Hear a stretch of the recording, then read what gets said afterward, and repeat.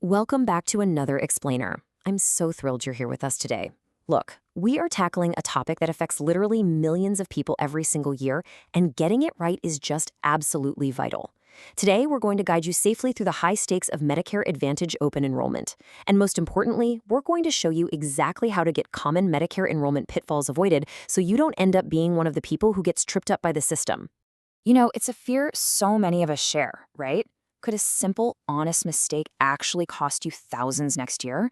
Because let's face it, the system is incredibly complex, those marketing materials are just relentless, and it really feels like one wrong click could lock you into a nightmare of hidden costs. And the truth? Your anxiety is completely justified.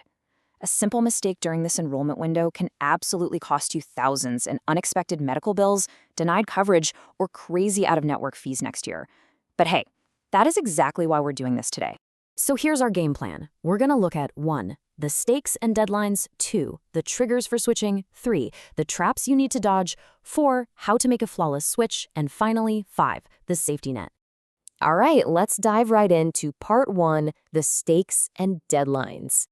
Timing is absolutely everything here. You have got this incredibly narrow window to make your choice. The annual enrollment period kicks off on October 15th, and that door slams firmly shut on December 7th.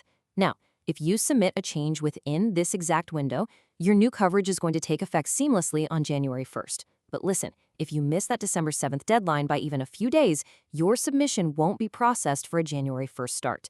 Visually anchoring these dates in your mind, that's really step 1 to taking control. Moving on to part 2, the triggers. Basically, why you'd even want to risk switching plans to begin with.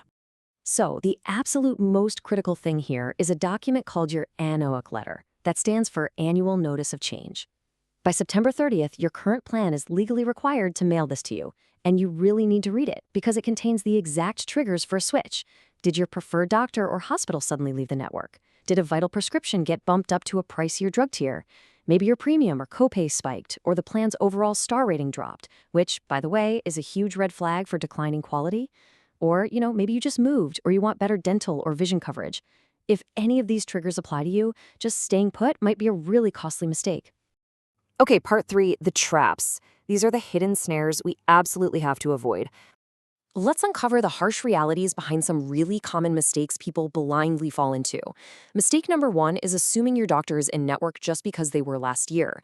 The reality? Provider networks reset every single January 1st. You must verify directly with your doctor for the new plan year. Mistake 2 is double enrolling out of panic. People think, oh, I'll get extra coverage, but the system just takes your most recent submission before December 7th. It doesn't give you extra coverage, it just creates massive bureaucratic confusion. And mistake 3, seeing that a drug is quote-unquote covered and just stopping your research right there. A drug can absolutely be covered but placed in a high-cost tier, leaving you with massive copays. You have to actually check the drug tiers. Oh, and we have to talk about one of the biggest traps of all, that flashy, heavily advertised $0 premium plan. I mean, it sounds too good to be true, right? Well, often that $0 premium is heavily subsidized by high copays every single time you actually go to see a doctor. They might have incredibly narrow networks that limit your choice of specialists, or crazy restrictive prior authorizations just to get basic care. Chasing the illusion of a free plan can totally trap you with hidden costs the second you actually get sick. It's the total annual cost that matters, not just the monthly premium. Let's look at another super common scenario. Let's say one of your triggers is needing dental coverage. You might be sitting there asking, well, isn't all dental coverage basically the same? The short answer is no way. Absolutely not. When you see those ads screaming dental included, you really have to look for the actual dental allowance. Some of these plans just cap preventative care at 2 basic cleanings a year with 0 coverage for major work. So if you switch to a plan like that and you end up needing a root canal or a crown, you are going to be stranded paying for all of that out of pocket. You must compare the actual dollar limits and annual maximums, not just the catchy marketing slogans. Which brings us to part 4, the flawless switch. How to actually execute this perfectly.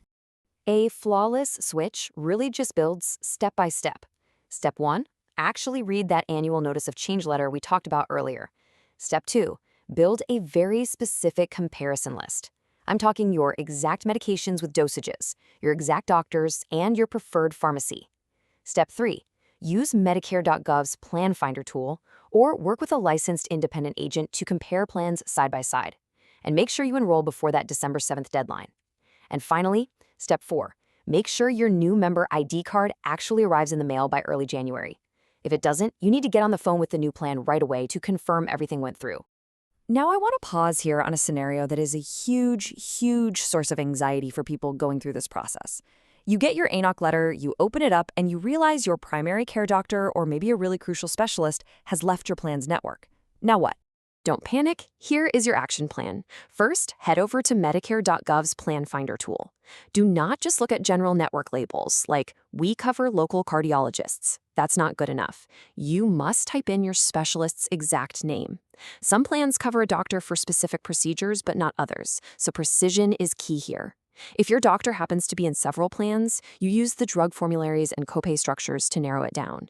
And always check the plan's star rating. It is literally one of the clearest signals of customer service and overall care quality. Actually, here is a piece of information that should be a massive relief for a lot of you. When you execute this switch, you do not need to call your old insurance company to manually cancel your plan. In fact, scratch that. You definitely shouldn't. The system features auto cancellation. Enrolling in a new Medicare Advantage plan automatically cancels your enrollment in the old one, effective the exact same date the new plan starts.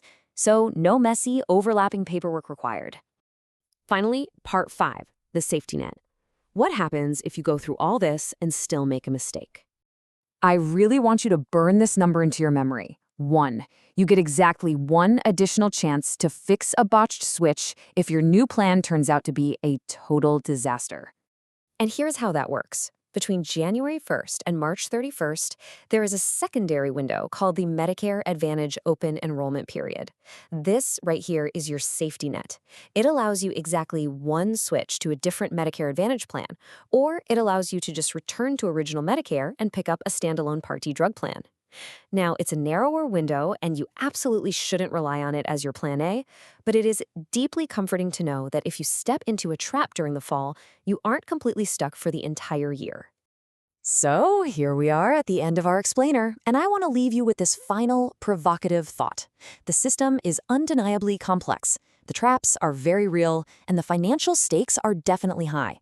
But avoiding these pitfalls? That is entirely in your hands, starting today. So will you let bureaucratic complexity cost you, or will you use these clear, logical steps to take total control of your healthcare in the coming year?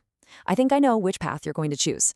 Thank you so much for learning with me today, and I'll see you in the next explainer.